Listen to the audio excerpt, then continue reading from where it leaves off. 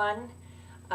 I am so sorry that it's been as long as it has been, and I think it has been an embarrassing 7 weeks since I last vlogged. I'm very sorry. I do have a good excuse. First, I just want to say everything's great. I'm fine.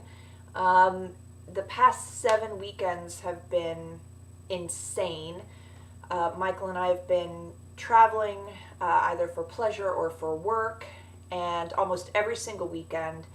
And then the last 2 weekends, I've been sick with a horrible cold that would be much more bearable if I could just take some Dayquil. But as all of you mamas out there know, that's not an option.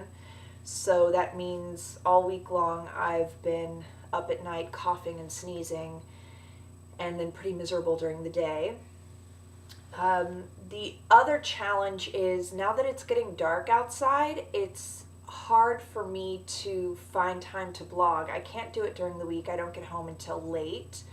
And our apartment is very, very dark. So there have been a couple of vlogs. I'm an old woman calling these blogs. But anyway, there have been a couple of vlogs where I've recorded in the bedroom when it's not light outside, and I just hate the way it looks, and I hate watching videos where it's dark, so I try not to film when it's dark, and that really leaves me just the weekend afternoons. So I finally have an afternoon free, and I am in my 20th week of pregnancy. I'm halfway there, and I can't believe it. So I did want to catch you guys up on the past 7 weeks. I have been keeping notes, and I did want to share a couple of things. The most exciting, the thing that really helps cement all of this and does make it feel real is, of course, we went week 16 and I shelled out like $60 to go to an ultrasound place in Manhattan and learn the gender of our baby.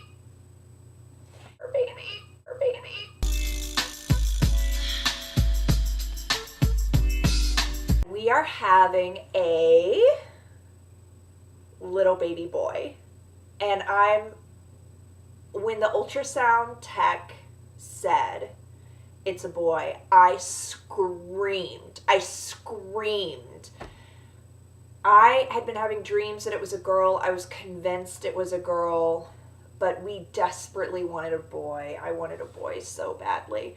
And I know Michael did too.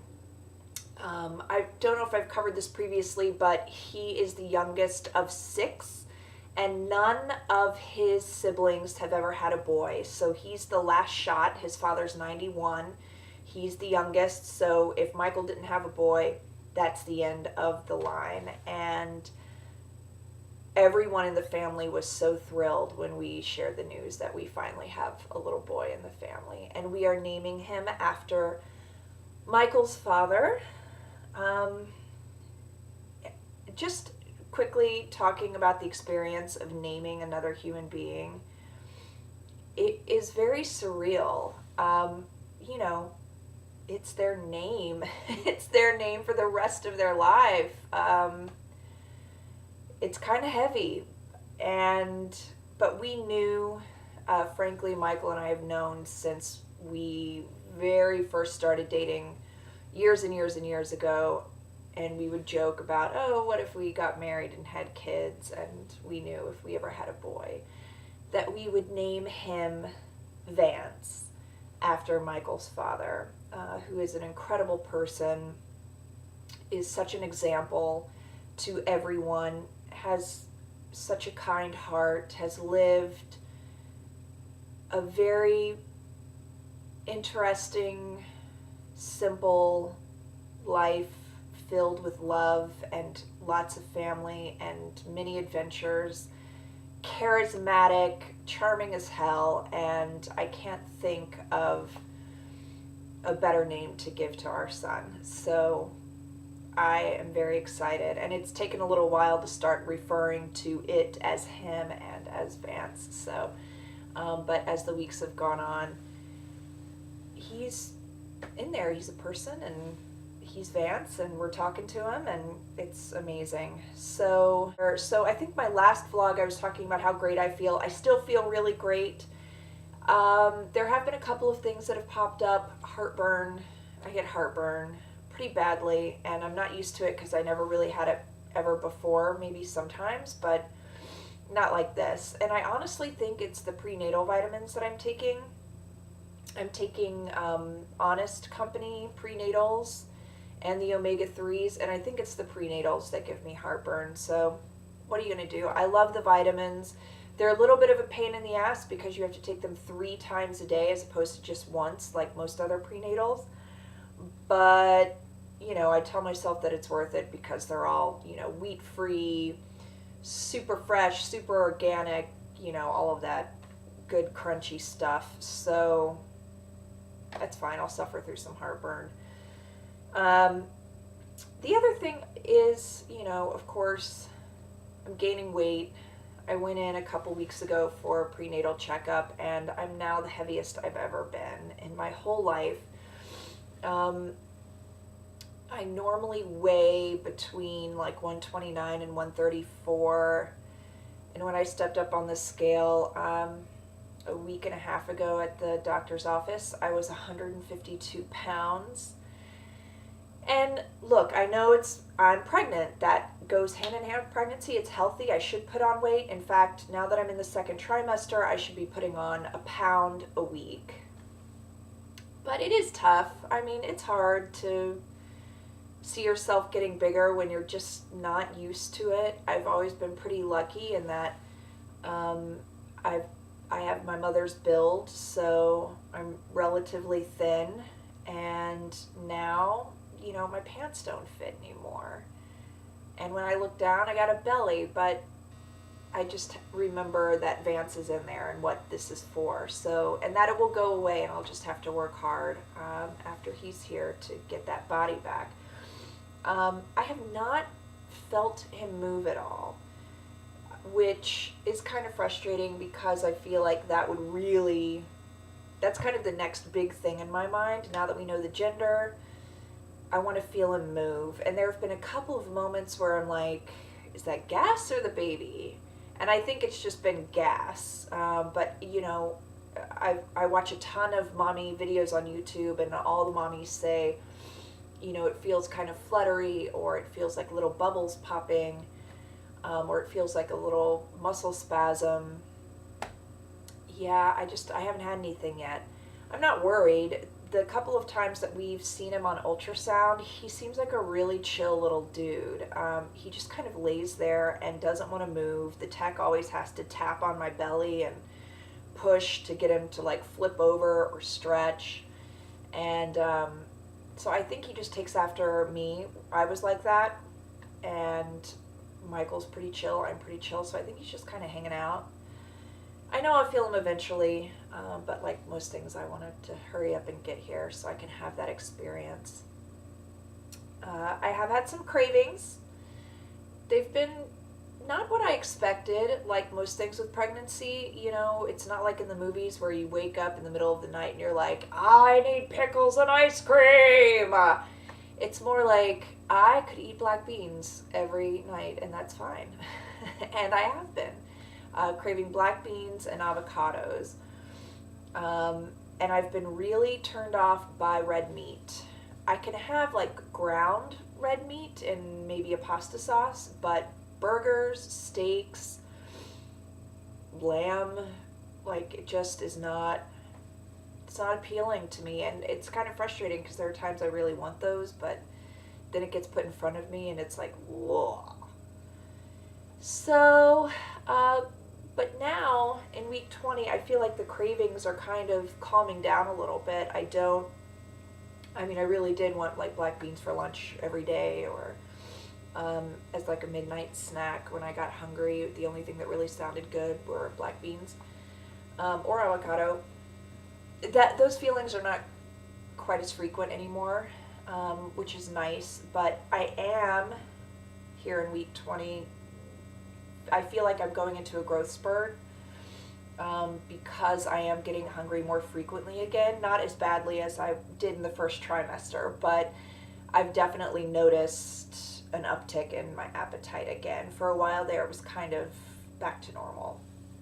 So it's perfect timing because Thanksgiving is in 2 weeks, and I've had long-standing fantasies about being pregnant at Thanksgiving.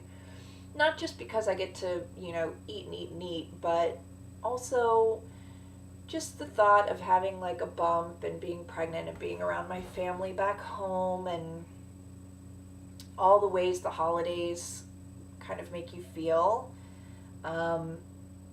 I just feel good. So I'm excited to go home for that. Oh, hospital tours. We've been going on hospital tours because we're trying to figure out where we want to go give birth. I'm not going to use the doctor I'm going to see right now. Like, she's very nice. New York Presbyterian is one of the best hospitals in the country. But I just am not feeling the way that my doctor treats me when I go in. I've seen her 4 times, and if you added up all the minutes that she spent with me, it might equal 12. Very fast. She never touches my belly, never feels anything, talks a million miles a minute and then leaves. I'm not feeling it. So we did pick a hospital. We're going to deliver in New Jersey. I really have no interest at all in delivering at a Manhattan hospital. I don't care how great it is. They're dark, they're cramped, they're crowded. Everyone is in a fucking rush. I have no interest in delivering there. So we're going to deliver in Jersey. We're going to deliver at Morristown Hospital because they have a really nice mix of everything that you would want just in case something goes wrong. But they're very open to midwives and doulas and a natural approach. So they have tubs. I feel very strongly about laboring in a tub and moving around. I know I've talked about this before. So we can basically have everything we want there, which is very exciting. One of the things I want to say is, again, I'm sorry it took so long between these. I started doing these just for me because I knew I wasn't going to write a lot during the pregnancy. I just know myself. I used to write all the time. So I just felt like this was an easier way to have something to remember this time and look back on. But very sweetly, someone who has watched several of my videos, her name is Lauren H., left a comment on my last video saying, "Hey, it's been a while. Just want to make sure everything's okay. We haven't heard from you." And I saw that last night, and I couldn't believe it. Lauren, if you're watching this, thank you so much. That is very thoughtful. I can't tell you how much it means to me. And I'm going to put a link. I hope she doesn't mind. I don't think she will, because she posted it on one of my other videos. A link to Lauren's new mama blog. She wrote a very thoughtful, detailed post about her labor experience, and I'm obsessed with reading these things and watching them on YouTube. I find them to be so helpful, and I love hearing about other women's labor experiences. I know that everyone is different. Mine will be different, but I just can't get enough of them for some reason. So I really appreciated her blog post. It's very detailed. It is very long, but it's a great read. It's easy, and I love her voice. She's very honest, and I can just kind of, her writing is like she's just talking to a good friend. So I'm going to put that link below, and I hope if you are as obsessed with reading labor and delivery stories as I am, you will take a look at it. So that's all for today. I'm going to end on, if I didn't put it in earlier in the video, I'll put in some ultrasound pics here so you can take a look. Helping the kids out of their coats, the way the babies haven't been born.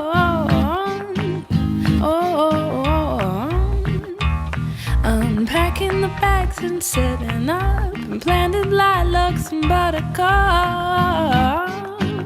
Oh. And I will show you my belly because I finally have one. It took forever. I feel like I didn't have a belly until probably 18 weeks. And then, sure enough, I had a friend at work say, one day you'll just wake up and you will have popped. And I woke up one morning and looked down and I had totally popped.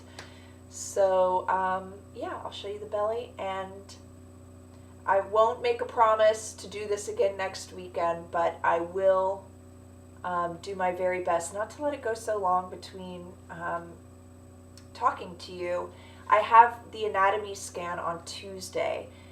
A little bit nervous about that, just because that's in it's my nature. I worry, like, oh God, what if something's wrong? What if there's no liver or something? But I'm sure everything will be fine. So that will be a good trigger for me to check back in with you guys and let you know how the anatomy scan goes. So thank you so much, and I'll talk to you soon. Bye.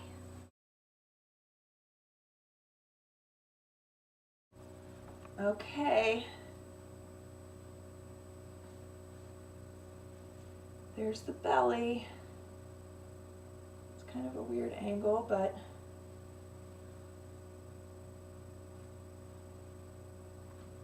from the front. And the other side.